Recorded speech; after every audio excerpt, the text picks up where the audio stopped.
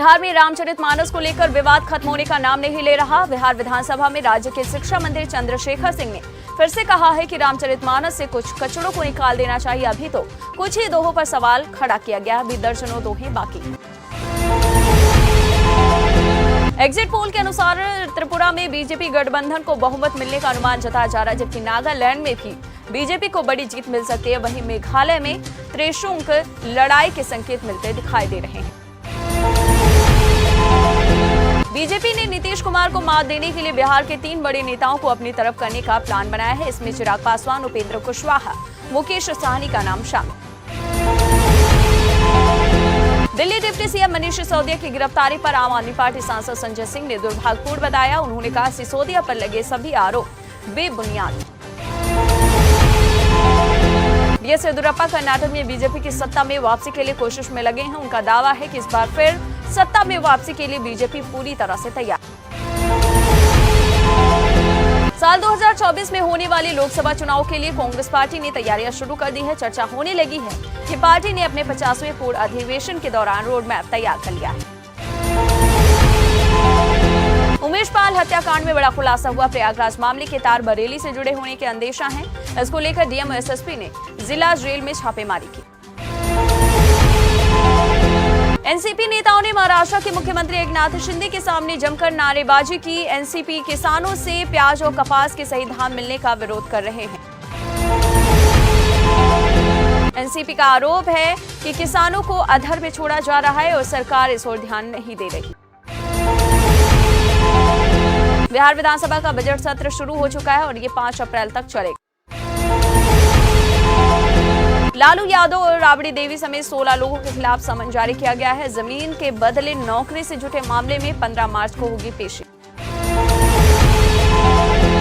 आबकारी घोटाले में कथित रूप से भ्रष्टाचार के मामले में दिल्ली के सिसोदिया के जेल जाने पर कांग्रेस ने निशाना साधा है। अलकानामा ने एक पोस्टर शेयर किया है जिसमें सिसोदिया पर बच्चों के हाथों में शराब देने का आरोप लगाया गया है।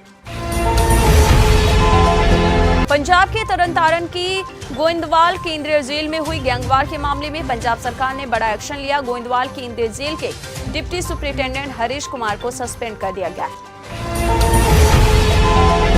आपको बता दें, इसके साथ ही जेल सुपरिटेंडेंट इकबाल सिंह के खिलाफ विभागीय जांच भी शुरू की गई है।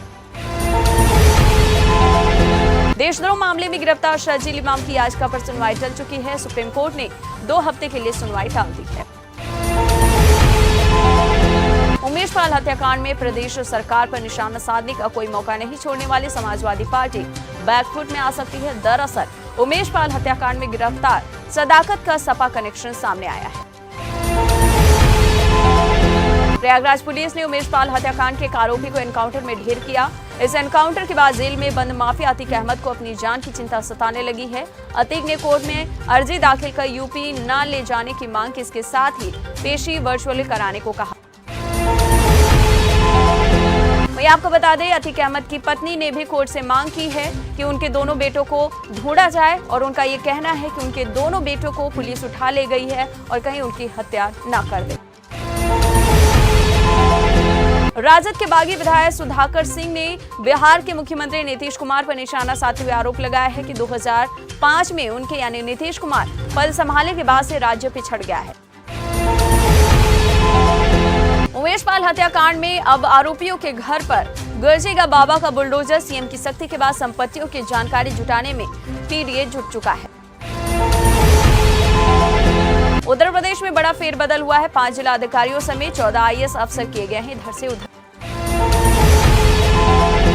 खड़गे पर मोदी की कांग्रेस को खरी, उन्हें धूप में छतरी तक नहीं मिली। खड़गे सिर्फ नाम के कांग्रेस अध्यक्ष। आपको बता दें, बीते दिनों सोनिया गांधी को धूप में छतरी का सहारा मिला, जबकि खड़गे को धूप में ही खड़ा रहना पड़ा, जिसे लेकर मोदी ने तर्ज कसा। कर्नाटक विधानसभा चुनाव से पहले राज्य में एक बार फिर टीपू सुल्तान को लेकर बहस गरमाने लगी। इसी बीच बीजेपी विधायक ने विवादित बयान दिया। बीजेपी विधायक बसनगौड़ा पाटिल यत्नाल ने मुसलमानों की तुलना 18वीं सदी के मैसूर शासक टीपू सुल्तान से कर दी और लोगों से मुस्लिम नेता को वोट न देने को कहा। सुप्रीम कोर्ट ने सशस्त्र बलों के पात्र पेंशन भोगियों को 1 रैंक 1 पेंशन के बकाये को लेकर केंद्र सरकार के खिलाफ कड़ा रुख अख्तियार किया। चेतावनी दी कि यदि 15 मार्च तक बकाये का पूरा भुगतान नहीं किया जाता है तो 9% ब्याज लगाया जाएगा। दिल्ली के कथित आबकारी घोटाले में उप मुख्यमंत्री मनीष सिसोदिया के बाद अब तेलंगाना के मुख्यमंत्री के चंद्रशेखर राव की बेटी और विधान परिषद सदस्य के कविता भी रडार पर आ गई हैं। बीजेपी का कहना है अब उनकी भी गिरफ्तारी होगी। कथित भ्रष्टाचार को लेकर गिरफ्तार किए गए मनीष सिसोदिया को दिल्ली स्थित एक विशेष अदालत ने सोमवार को 5 दिन के लिए सीबीआई की हिरासत में भेजा है। असम में अब तक का सबसे बड़ा धर्म परिवर्तन देखने को मिला। राज्य के करीब 100 से अधिक ईसाई परिवार हिंदू धर्म में वापस लौट आए। ये वही लोग हैं जो जन्म से हिंदू थे लेकिन आर्थिक स्थिति खराब होने की वजह से ईसाई धर्म में तब्दील हो गए थे। अश्विनी वैष्णव ने अब कहा कि 2024 दिसंबर तक पूरे देश में 100% 5G रोल आउट हो जाएगा। टीएमसी का ट्विटर अकाउंट हैक कर लिया गया। हैकर्स ने अकाउंट का नाम और डिस्प्ले पिक्चर बदल दिया। टीएमसी के नाम की जगह युगा लैब्स लिख दिया गया। हैदराबाद में ओवैसी के रिश्तेदार ने आत्महत्या कर ली। आपको बता दें, ओवैसी के रिश्तेदार ने खुद को गोली मारकर आत्महत्या की है। दोनों के बीच प्रॉपर्टी को लेकर विवाद चल रहा था, जिसके बाद ये वारदात हुई। उद्धव ठाकरे ने शिंदे के नेतृत्व वाले गुट को असली शिवसेना घोषित करने और उसे तीर कमान चुनाव चिन्ह आवंटित करने को लेकर चुनाव आयोग पर निशाना साधा कि उन्हें अब शीर्ष चुनाव निकाय पर भरोसा नहीं और इसे चुनाव चूना लगाओ आयोग कहा जाना चाहिए। भारतीय रेलवे की ओर से होली से पहले यात्रियों को बड़ी राहत दी गई है। कोहरे के कारण रद्द की गई 70 ट्रेनें कल से फिर से बहाल कर दी गई। पंजाब कोलकाता दिल्ली आदि रूटों की नई ट्रेनें आपको बता दें कल से चलेंगी। डबल डेकर एक्सप्रेस में 2 मार्च से शुरू होंगी। होली में ट्रेनें बहाल होने से यात्रियों को खासी राहत मिलेगी। प्रयागराज पुलिस ने सीसीटीवी फुटेज में दिख रहे बदमाशों की पहचान कर एक लिस्ट तैयार कर ली है। पुलिस अधिकारियों द्वारा तैयार की गई सूची को पीडीए के अफसरों को भेजा गया।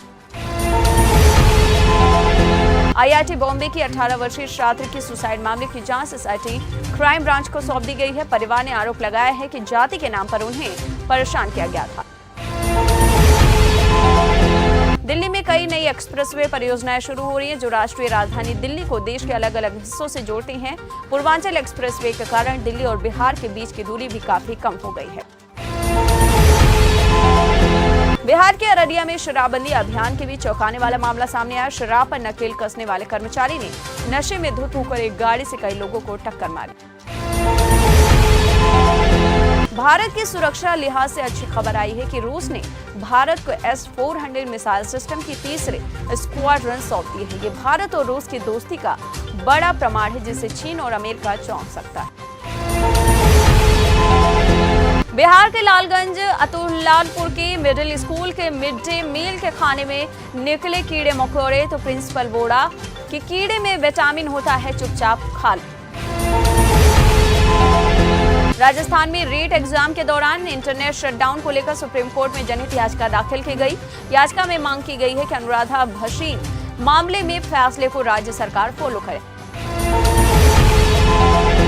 यूक्रेन के राष्ट्रपति जेलेंस्की ने रूसी राष्ट्रपति व्लादिमीर पुतिन की हत्या को लेकर बड़ा दावा किया और कहा कि पुतिन को एक दिन इनर सर्किल के लोग ही मार डालेंगे।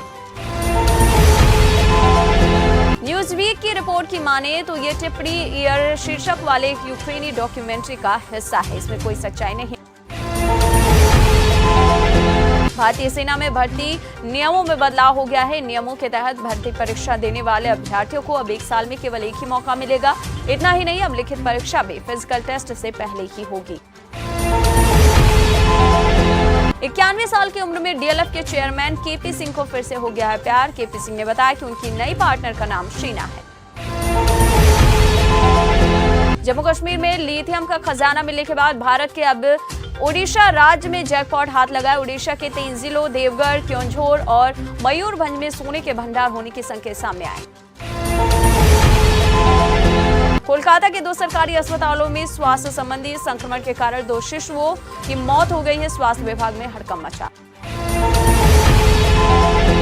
सुशील कुमार मोदी ने कहा कि पूर्व मंत्री सुधाकर सिंह भाजपा नहीं बल्कि राजद अध्यक्ष लालू प्रसाद यादव के एजेंडे पर ही पूरी निष्ठा से काम करते नीतीश कुमार पर दबाव बना रहे हैं। देश भर में अब गर्मी बढ़ने लगी है, तापमान में धीरे धीरे बढ़ोतरी हो रही है। इसी बीच केंद्रीय स्वास्थ्य सचिव राजेश भूषण ने गर्मी से जुड़ी बीमारियों को लेकर राज्यों और केंद्र शासित प्रदेशों को अलर्ट किया है।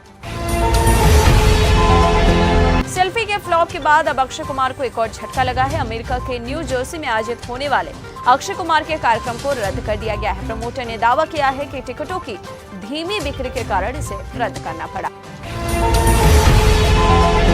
वहीं चीन के विदेश मंत्री अब 2 मार्च को दिल्ली आएंगे। G20 मंत्रियों की बैठक में शामिल।